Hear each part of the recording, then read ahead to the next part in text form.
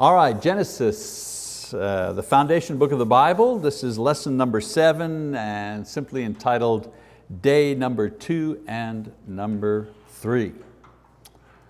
All right, so far we've talked about the events of the first day of creation. And I want to kind of back up a little bit here about something that I mentioned last time about the creation of angels. There's always a little discussion about that. There's always been a debate whether God created angels before He began to create the universe or if He did it on the first day. I know it doesn't change a lot in our lives, but people who like to debate these topics often debate that idea. There's no way of knowing this, it's great to debate. There's no way of actually knowing it, but here's what we do know, at least some of the things that we do know about angels and creation, so on and so forth. First of all, they are created beings. They're spiritual in nature. This we know. Matthew 22 talks about that, verse 30. We also know that they were present when the earth was being formed. Read in Job chapter 38, verses 47, tells us that they were there. They rejoiced when God created. Now, whether they were created on the same day, we don't know this for sure, but we know that they were present. And we also know that Satan, one of the angels, was cast down with other rebellious angels when they disobeyed God. Again, we don't have information about what exactly this disobedience was. One of the thoughts was, well, since they were originally created to minister to man, perhaps it was a refusal to minister to man that sent them down and they lost their position. In other words, man was created a little lower than the angels, and maybe because of pride, there was a refusal to do that. That's been one theory. Another one is that they were cast down, or the sin was that they left their original positions. And you read about that in Jude, verse 6.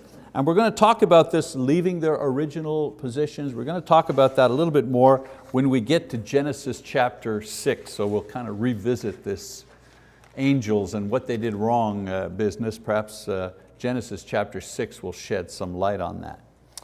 Last time also said that they may have been created during the first day, but as others have mentioned, there's equal evidence that they may have been created before this as well. Either way, they were present when God created the universe on the first day. All right, so some of the other things that we've talked about so far. On that first day, God brings into existence the time, space, matter, elements. They have no form, they have no energy, they have no light, just the basic elements are created. Then we read that these basic elements are energized by the power of the Holy Spirit, and because of that they take on form and energy. So a lot of times our thought is in creation, God said, let there be, boom, and everything was there, but if you read carefully in the verses, He creates the elements first, and then He forms them into something, okay? Then He creates the basis for light, which is the electromagnetic system, or spectrum rather. And then He sets into motion the dark light cycle, which has remained night and day cycle, which we experience to this day. So we've already talked about this, just kind of reviewing the high points as we move along. Now, we've also discussed the idea that in the Bible or in Genesis, the word day is the Hebrew word yom. And the Hebrew word yom refers to a 24-hour period.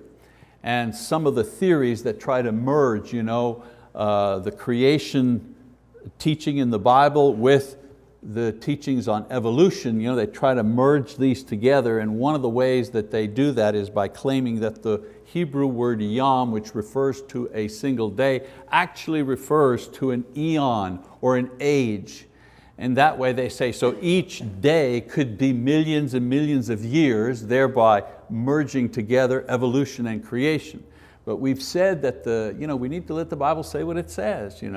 Yom is the word for day, 1 24-hour day. It's never used in the context of a an eon or an age. It's never used in that way. And I think that God, I think He knows which words to use. He knows how to inspire those who wrote the Bible. Let's see, that's 4. So this first day of creation, a night-day cycle approximately 6,000 to 10,000 years ago is what Genesis describes as the beginning of our world.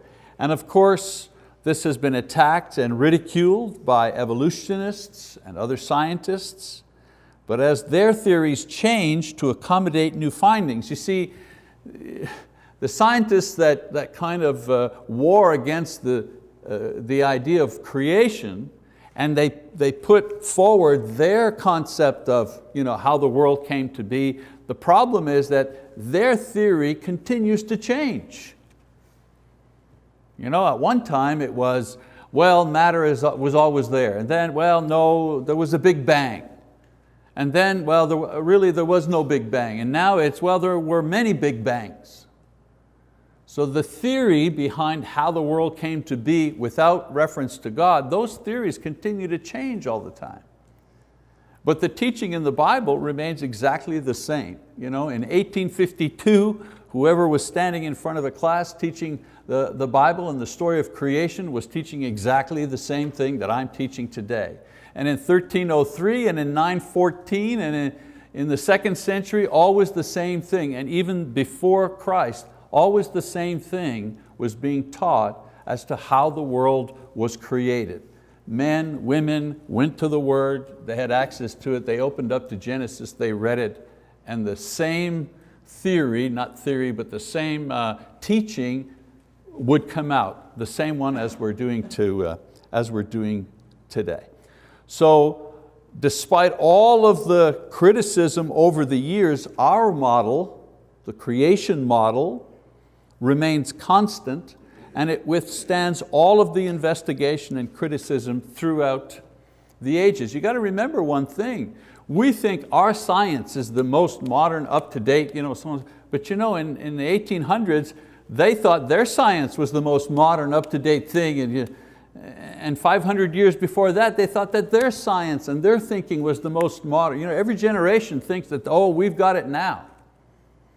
And the beauty of the Scripture is the Scripture never changes, it's always the same. Men change, theories change. All right, so that's kind of what we talked about in the last couple of weeks. We're going to start with day 2. Genesis chapter 1, verses 6, 7, and 8 says, "Then God said, let there be an expanse in the midst of the waters, and let it separate the waters from the waters. God made the expanse and separated the waters which were below the expanse from the waters which were above the expanse, and it was so. And God called the expanse heaven, and there was evening, and there was morning, a second day, a second yom, another 24 hours. Now, in simple terms, we usually say that God created the sky on the second day. If you go to the kids class, God created the sky on the second day. This is true, but what is happening here is a feature of the pre-sin world, which no longer is part of our world today. In verse 6, the term firmament or expanse means actual, some Bibles say firmament, some Bibles say expanse, depends which version you have. It means a spread out thinness. That's what the word means. Something spread out and very thin, like thin crust pizza, you know what I'm saying? Thin, all right? In the Bible, the word heaven, when it's translated into English, the word heaven is used to describe 3 different places depending on context. So much in the Bible depends on context, because one word is used in a lot of different ways, so you have to look at the context to understand which way it's being used. So for this word heaven or firmament, it can mean the atmosphere, the clouds. When we're talking about heaven in the Bible, it can mean the atmosphere or the clouds up in the sky, Jeremiah 4:25, for example. Or the same word can be used to describe the stars, the planets, okay? Space. So when we're saying I'm looking up into the sky, up into heaven, we might mean the heaven, the atmosphere, the clouds, or we might mean space. And when we talk in English, we differentiate that, don't we? When we're talking about outer space, we're not talking about what we can see. And then the word heaven or firmament can also mean the place where God dwells. God is in heaven. Mommy's gone to heaven. Mama died and she's gone to heaven, the place where God is. Hebrews 9:24. So the term firmament is used in the same way, whether it be atmosphere or space, depending on the context. Always the same word, context. In this passage, this term refers to the atmosphere. The atmosphere. What did God create? Not the outer space, not talking about the heaven where God is, talking about the atmosphere. All right? So what happens now is that God creates the unique atmosphere that permits life on earth and separates two bands of water. The water above and the water below the atmosphere. So the waters under the firmament, the expanse, would be the water on or under the earth. That's the water below. And the waters above the firmament would be a special water vapor canopy that would provide the unique environment that existed in the pre-flood world. Remember, before the flood is what we're talking about here, in the world of Adam and Eve. And I think there's a diagram. So let's look at the diagram. Whoops. The letters are a little small there that you can see, but I think you have something on your sheets there. First of all, there's the atmosphere or the clouds, okay? There's the liquid water on the earth, that first arrow there that's pointing to that orange ball that you see in the diagram. There's the liquid water that's on the earth. Then there's the atmosphere, the gaseous atmosphere that is around the earth. And then there's the water above the atmosphere, the vapor canopy. Okay? So the thing that many of us forget is that the world we live in now is very different from the world that God created.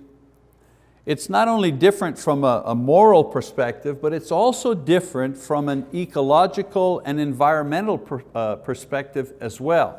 Not the same world that we live in. Okay? So in this passage, God has not yet formed the water on the earth into anything.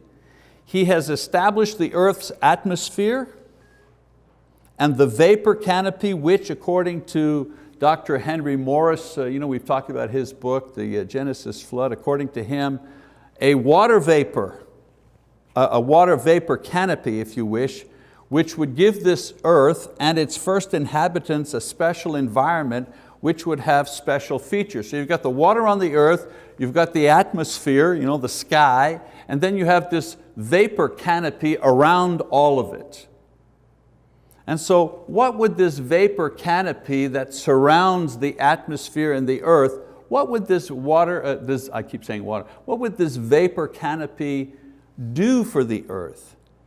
Well, first of all, it would maintain a uniform and warm temperature, like a greenhouse.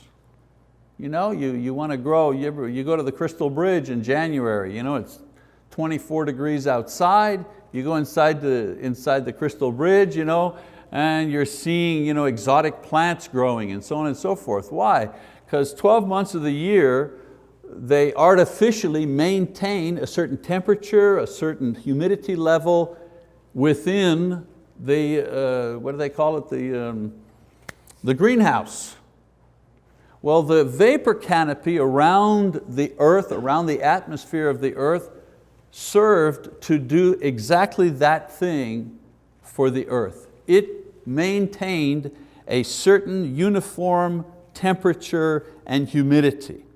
Secondly, the water canopy, because it created a uniform temperature, there would be no windstorms, no tornadoes in the time of Adam and Eve, no tornadoes. Why?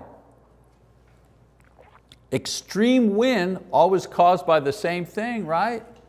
Cold air moving in, warm air moving up. When these two collide, you get these terrible windstorms. Well, in a world where the temperature, where the climate is controlled, there are no windstorms. There is no wild wind because there are no air currents. Everything is maintained.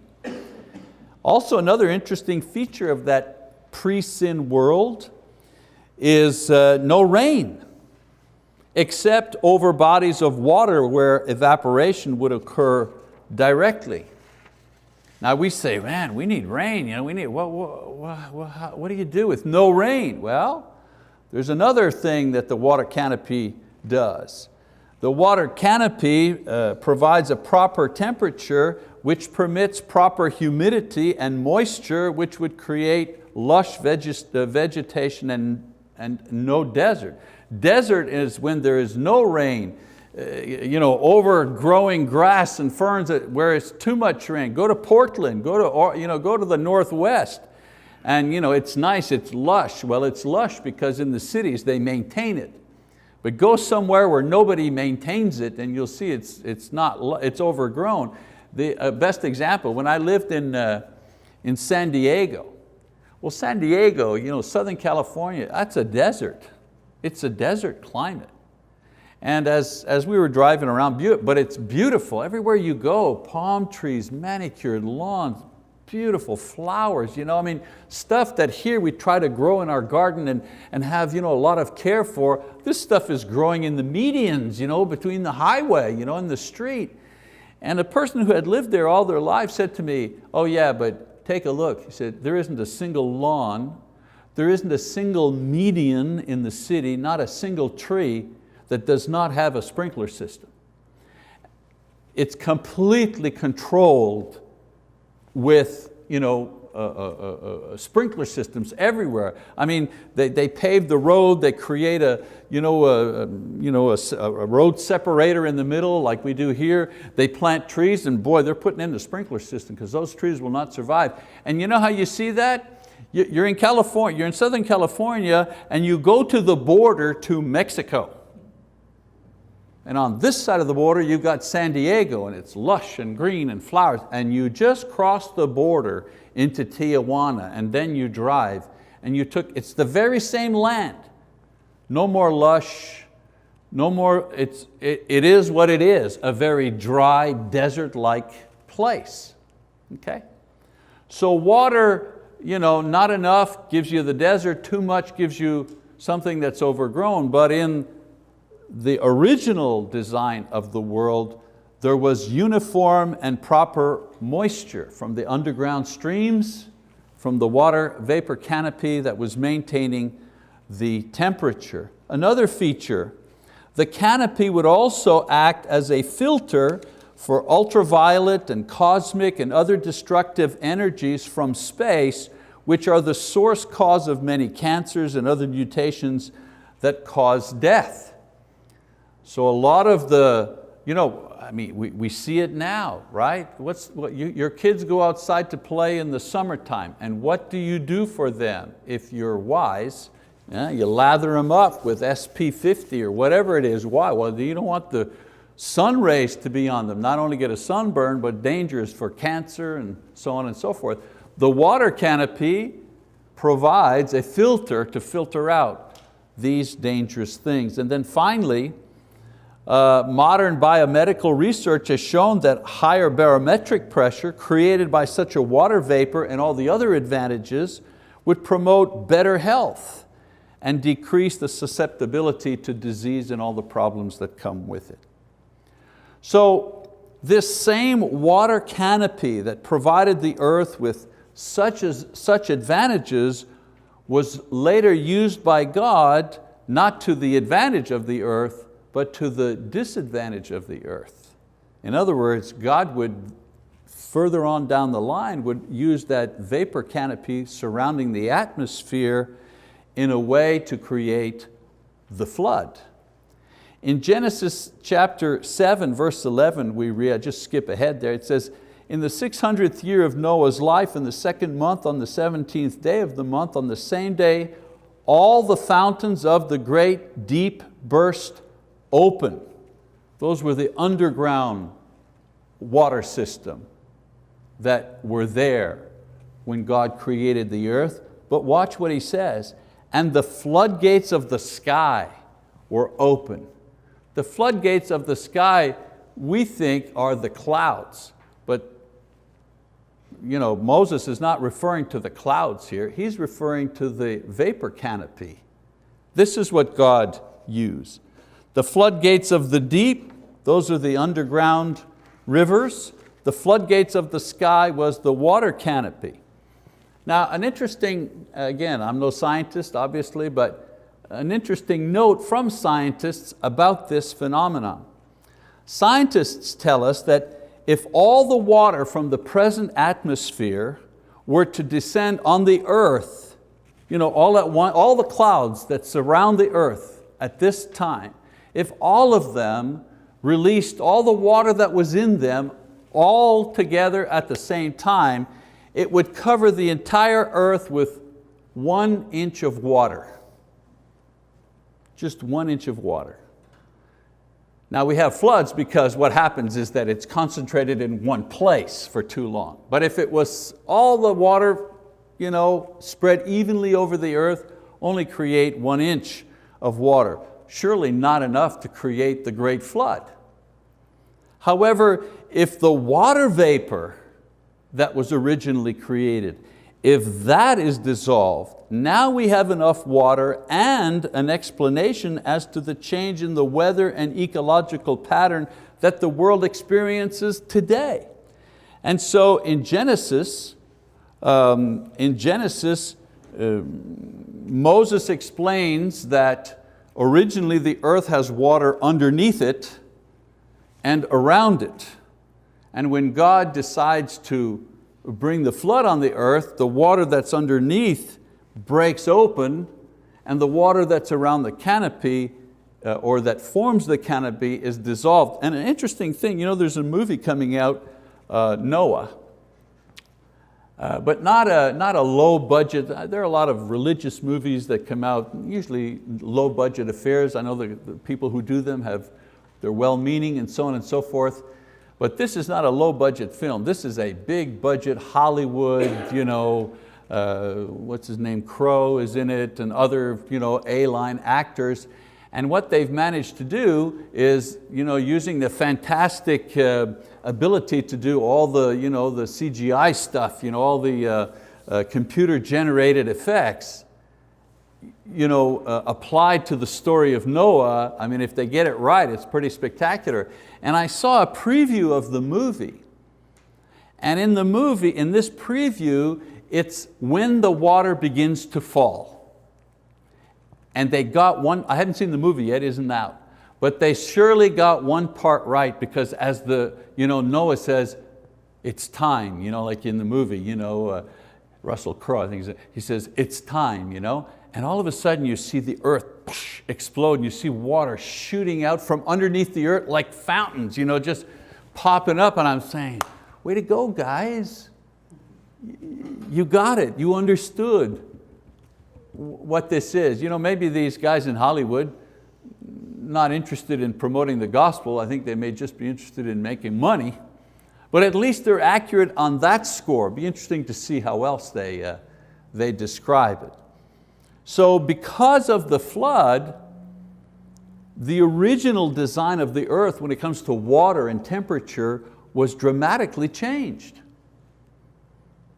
And so today we see very different temperatures. Instead of a uniform temperature everywhere, now you've got cold, extreme hot.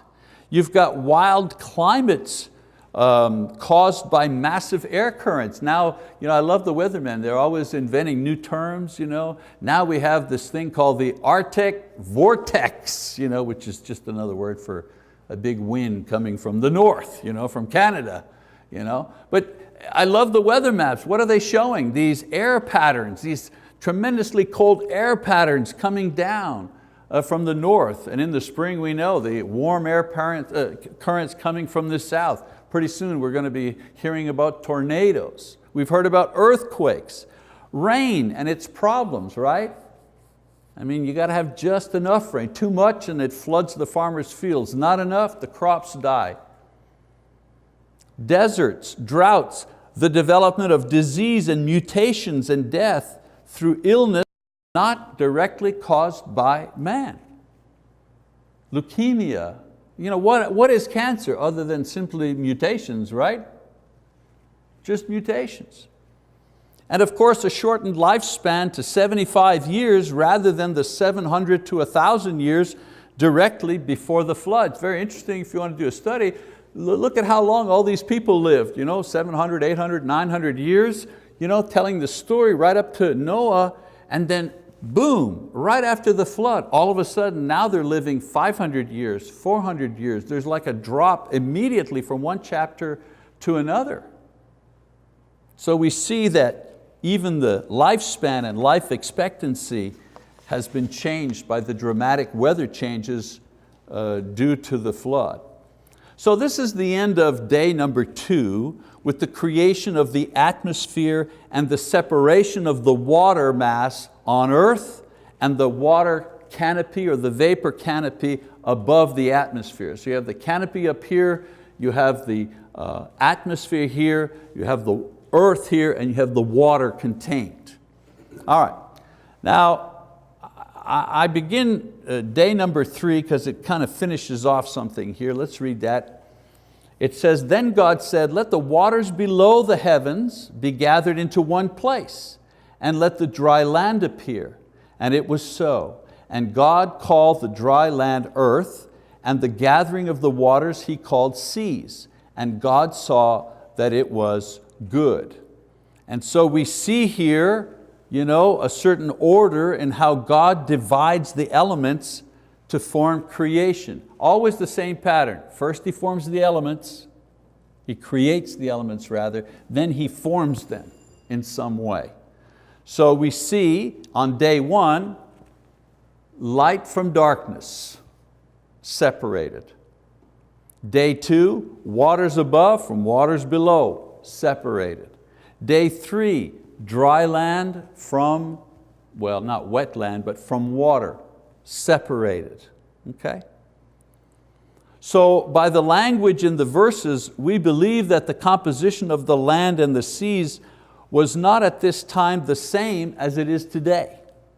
The flood changed not only the atmosphere and the weather, but it also changed the arrangement of the land and oceans. And we have a lot of people studying that, saying, well, there was a time when there was a land bridge and the continents are not exactly placed in the same way as they were a long time ago. They don't attribute this to the flood, but the Bible does.